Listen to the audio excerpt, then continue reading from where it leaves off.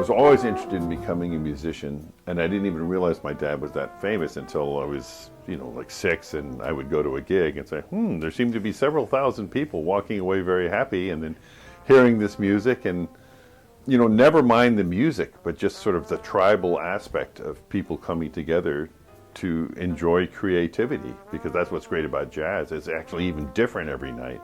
And people that love jazz, that's what they love about it, because they know they're witnessing creativity in the moment. It's happening right in front of their eyes. Once I was working in Dave's band, we were playing right outside of Chicago. We landed at O'Hare Field, and this instant blizzard came up. And it was a horrible, horrible blizzard. And we were at the sound check, and the promoter said, I don't know what to do. No one's going to be able to get to this concert. It's like, snowing 6 inches an hour. The only people would be people that might walk to the auditorium or take a snowmobile. But do you guys want to cancel the concert? And my dad said, because he grew up on a ranch and had a strong work ethic, well, I wouldn't want to disappoint the people that really made the effort to snowshoe their way to the gig. So we played the concert for 30 people. Okay, so now you wait, 25 years later, one of the 30 people in the audience is now working for Ogilvy and Mather, a big famous ad firm, and they're doing a campaign for Oldsmobile. And the guy approaches my dad's management and says, I saw you guys do that concert. I thought it was so great that an artist cared about the people. Always made me care about you. We're doing this thing. We got Roger Moore, James Bond, we got William Shatner, Captain Kirk, and we got this thing about 2 generations of we're trying to get rid of the image that Oldsmobiles are only for old people. So, to make a longer story shorter, okay, we're going to get you guys all together, and we're going to do different commercials, and the storyboard is you're playing with your sons, which we did, and it's not your father's Oldsmobile was the name of the thing. So the punchline is, you planted the seed 25 years ago with a good deed and work ethic. It ripples through the universe, and it comes back, and we all got paid thousands of dollars and given the highest, most feature-loaded, high-end car that Oldsmobile made, each of us. And I tell kids that story, they go, whoa! So it's like, that's why every gig you do, you do your best. You pretend you're at Carnegie Hall. You just don't know who's the one person in the audience that is going to be the person that years up the road is in an influential position, and it's like karmic payback.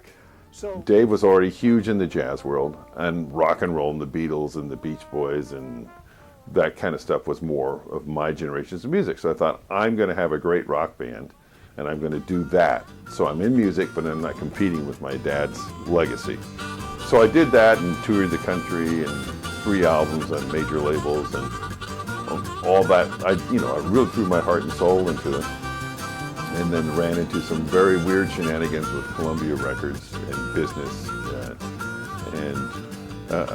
it was crushing. Half the guys in my rock band left music. It was so crushing. And my dad said to me, hey man, you gave your shot at the rock and roll thing. Why don't you start playing with me and play some jazz? Because in the meantime, we would do shows together. So my rock group would play, and then Dave would play at a college, like at Oberlin College. We'd do a mixture of all the different bands. And so I started playing jazz as a secondary thing, but I came to it after having, bashed my brains out, and literally sometimes we would sleep on the side of the road because we couldn't afford a hotel. I really paid all the dues. I figured, or I could start playing jazz, and I'll be playing at Carnegie Hall or the equivalents around the world with Dave. And I did that, and there was a lot of joy in it, and I loved it. I was influenced growing up hearing Gene Wright's approach, which is not like I'm going to do blazing solos all up and down the neck. I'm going to be a supportive, functional guy. And in a jazz group, the bass player keeps track of the harmonic structure and is responsible for laying down the right harmonic guidance and the right rhythmic thing. And really, the drummer is a lot freer, or the piano player, or the sax player. So I'll tell people that don't know about music, I said, bass player's like the catcher on a baseball team. You're keeping track of everything, and you're seeing the whole field, and you're helpful. And that's in my nature. I could never be a drummer like my brother Dan is, because as far as I'm concerned, drums just make too much noise. I mean, they take too much space. It's my personality I wouldn't want to be responsible for putting that much ruckus into the world.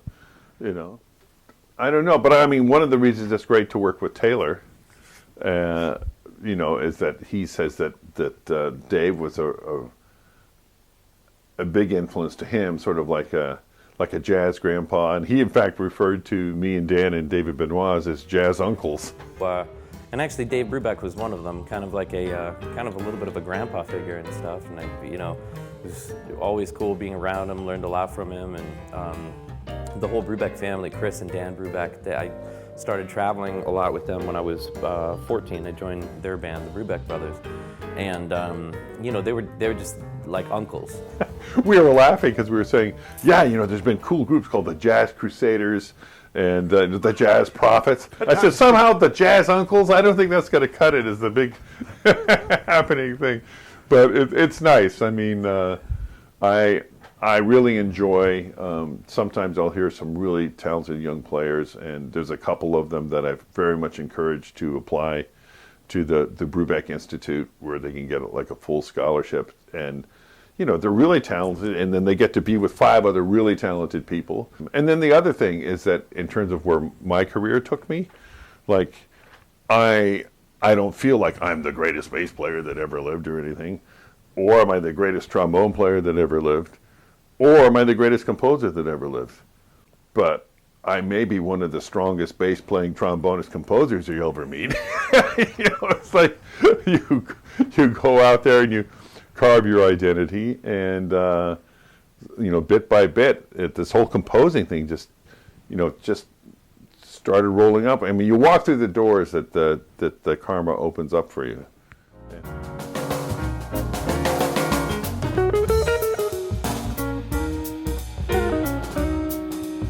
I think Paul lived his family life that he never had vicariously through us. That's why he was like Uncle Paul to us. And we would have Christmases at our house, and we'd have dinner. We'd close this like sliding door between where they used to rehearse and where the Christmas tree was. And we're eating, and then we open up the door, and I knew my parents were there. So I heard these rumors that Santa Claus is really your parents, but there was no presents under the tree when we ate dinner. We'd come out, and my parents were there in front of me, and like, oh my God, Santa Claus came. But later I find out it was always Paul Desmond. They would go in there.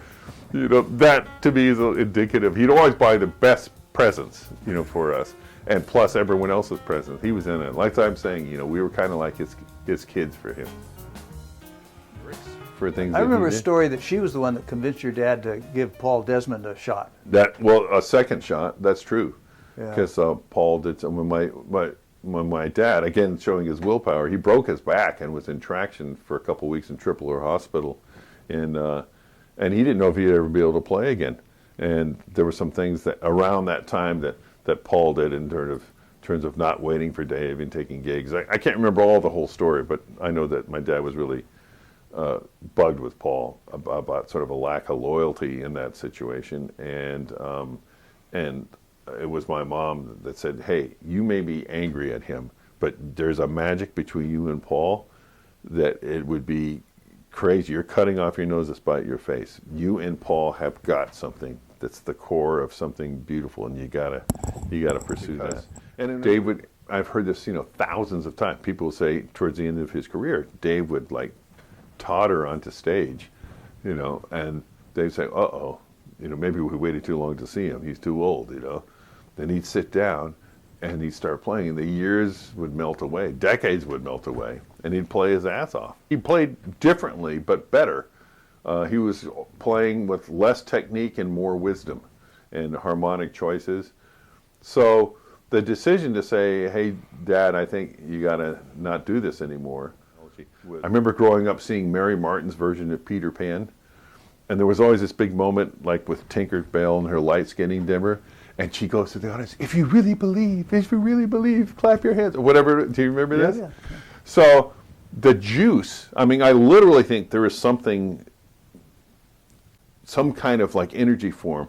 Dave gets on stage and thousands of people are sending love and expectation, and Dave's going to play great. I really think there is a palpable, as yet because of our science, unmeasurable thing, but there is an actual thing that's like rejuvenation juice, And we were backstage, and in Germany, and this guy came back with his teenage sons, and he was thanking my dad for, he must have had some connection with the promoter to be backstage, but thanking him for how meaningful it was, and there were tears coming down his face. You know, he was so sincerely into thinking the concert was great, and he spoke English, and I asked him, I said, you know, why is this so extra meaningful? Why do we feel this extra strong reaction in German audiences?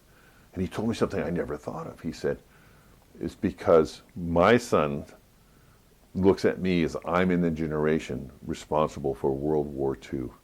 How could I be such a jerk to follow Hitler, to be part of a country where the society went that horrible, dark, slaughtering everyone direction? And so that there's a huge generation gap between my children, my age, in their 20s, and how they look at me as their father in this generation. So when I go to a concert like this, and I see you working with your father, it shows that there is a way that these generations can talk to each other through music. And you know, I had no idea that that'd be meaningful, but there's history again on a big scope that I couldn't imagine as an American. And when we'd play in France, I got to know some of these rabid fans, and there was one guy named Johnny. I said, Johnny, why do you love jazz so much? And he goes, it's because jazz is the music of liberation for the French. It means a